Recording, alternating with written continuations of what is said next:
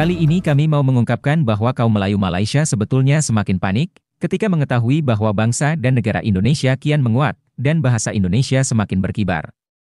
Kaum Melayu Malaysia merasa kian terjepit. Menguatnya Indonesia otomatis pula akan mengubur ilusi mengenai kemelayuan. Semakin hebat bangsa dan bahasa Indonesia, semakin terkubur pula identitas kaum Melayu Malaysia, dan kaum Melayu Malaysia kini mulai menjerit. Semua itu merupakan resiko yang harus dihadapi kaum Melayu Malaysia yang sangat sombong. Sebab, sebagian mereka berani berilusi dengan menantang konsep negara Indonesia. Kita telah memiliki konsep bangsa Indonesia yang kuat. Tapi kaum Melayu Malaysia berusaha merusak atau menandinginya dengan konsep Mahawangsa Melayu. Indonesia juga telah berhasil mengembangkan bahasa Indonesia. Tapi kaum Melayu Malaysia berusaha menyepelekan prestasi itu dan berusaha memberi label Melayu pada bahasa Indonesia.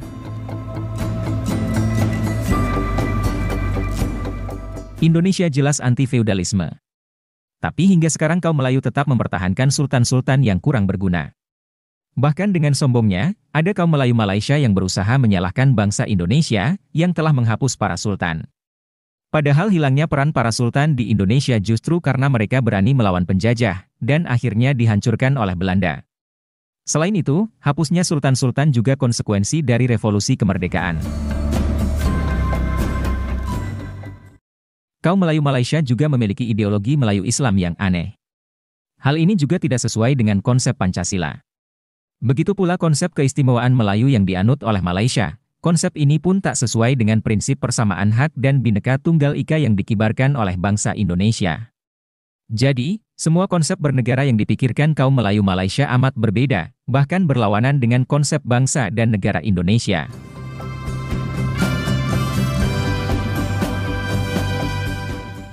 Nah, ketika bangsa dan negara Indonesia semakin hebat, ketika bahasa Indonesia semakin berjaya, maka semua konsep kaum Melayu Malaysia itu menjadi terjepit.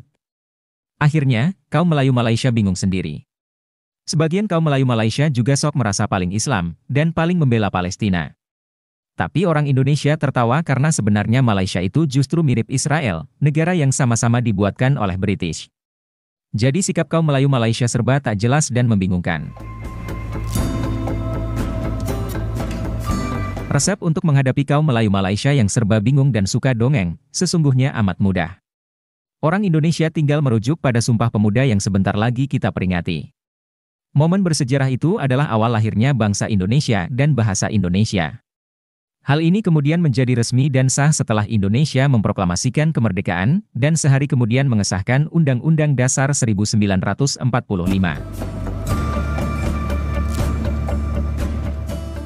Semua ini adalah tonggak penting lahirnya bangsa dan negara Indonesia, sehingga eksistensi negara Indonesia, bangsa Indonesia, dan bahasa Indonesia sulit digoyahkan atau diusik dengan konsep kaum Melayu Malaysia yang serba aneh. Paling jauh, kaum Melayu Malaysia hanya bisa mengusik, mengganggu atau mengklaim hal-hal yang menjadi identitas Indonesia. Tapi hal ini justru memperlihatkan kelemahan mereka. Hal ini justru memperlihatkan kebingungan kaum Melayu Malaysia. Itu sebabnya, kini kami agak kurang peduli lagi terhadap urusan yang teteh remeh, misalnya penggunaan kosakata bahasa Indonesia oleh kaum Melayu Malaysia. Bahkan urusan klaim budaya pun sebenarnya justru akan membuat malu kaum Melayu Malaysia sendiri. Karena kita akan selalu dalam posisi yang kuat. Biarkan saja kaum Melayu Malaysia menggunakan kosakata bahasa Indonesia sebanyak-banyaknya. Biarkan saja bahasa Melayu Malaysia semakin mirip dengan bahasa Indonesia. Itu berarti kaum Melayu Malaysia sedang menggali lubang kubur sendiri. Mereka justru akan semakin kehilangan identitas. Karena, bangsa dan negara Indonesia jauh lebih besar. Bahasa Indonesia juga jauh lebih hebat. Tidaklah mungkin mereka sanggup memaksa orang Indonesia untuk mengubah nama bahasa Indonesia jadi bahasa Melayu. Tidaklah mungkin kaum Melayu Malaysia, yang dalam sejarahnya jadi pengkhianat Nusantara, mampu menggerogoti Indonesia. Jadi, yang memegang kendali tetap bangsa Indonesia.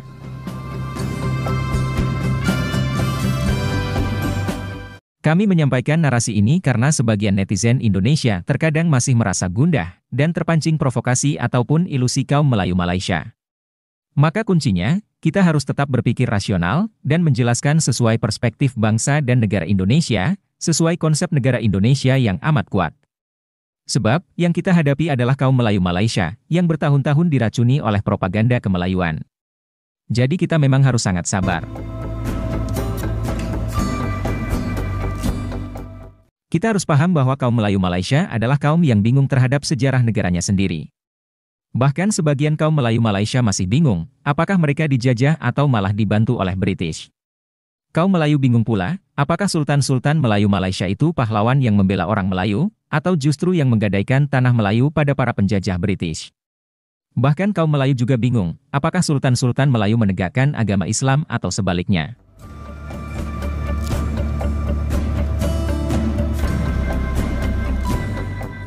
Jangan lupa pula, kaum Melayu Malaysia pun hingga kini juga masih pening, apakah mereka mau mengibarkan bangsa Melayu sebagai identitas mereka, atau berusaha membentuk bangsa Malaysia. Hal ini terkait pula dengan nasib bahasa Melayu yang kurang dihargai di Malaysia.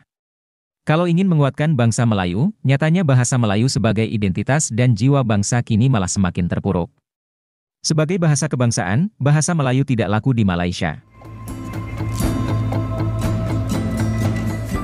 Bahasa Melayu mungkin merupakan satu-satunya bahasa kebangsaan di dunia yang tidak dihargai di negaranya sendiri.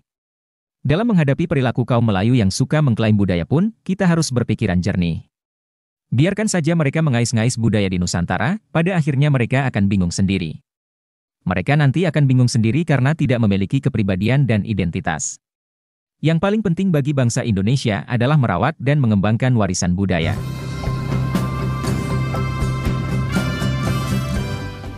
Semakin besar dan hebat bangsa Indonesia, otomatis budaya Indonesia juga akan semakin menonjol. Ambil contoh soal batik. Kalau bangsa Indonesia terus menggunakan batik sebagai identitas. Kalau industri batik Indonesia berkembang pesat, otomatis batik akan menjadi kebudayaan Indonesia yang nyata. Begitu pula budaya yang lain.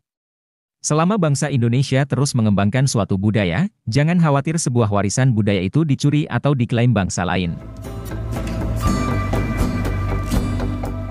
Hal yang sama juga berlaku untuk urusan klaim sejarah masa lalu. Biarkan saja kaum Melayu Malaysia merasa menjadi kaum paling hebat di dunia. Biarkan saja mereka mengklaim semua yang ada di Nusantara, termasuk Sriwijaya, Majapahit, Borobudur. Sejarah masa lampau itu penting sebagai pelajaran dan sumber inspirasi. Tapi sejatinya, sejarah masa lampau tidak mengubah apapun keadaan kita saat ini. Kebesaran Nusantara masa lalu itu toh sudah menjelma menjadi bangsa dan negara Indonesia yang besar pada zaman sekarang. Jadi yang penting tetap peradaban yang sekarang. Bahkan negara besar seperti Amerika Serikat dan Australia sama sekali tidak memiliki peradaban yang hebat di masa lalu. Tapi mereka sanggup membuat peradaban baru.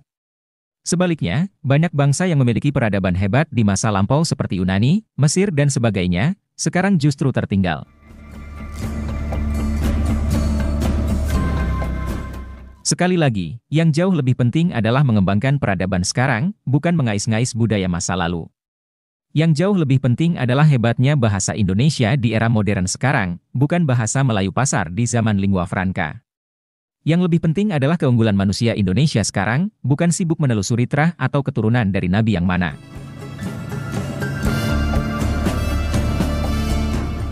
Akhirnya kami setuju pendapat Mahathir Mohamad, bahwa kaum yang terlalu sibuk dengan masa lalu, justru menandakan kaum itu sekarang tidak berjaya. Kaum yang sibuk mengais-ngais budaya masa lalu justru menandakan bangsa itu sedang bingung atau terancam hilang identitasnya. Dan hal itu tentu tidak berlaku bagi bangsa Indonesia, yang saat ini justru semakin berkibar. Hal itu tentu tak berlaku bagi bahasa Indonesia, yang kini makin hebat. Terima kasih sudah menyimak video ini, sampai jumpa lagi.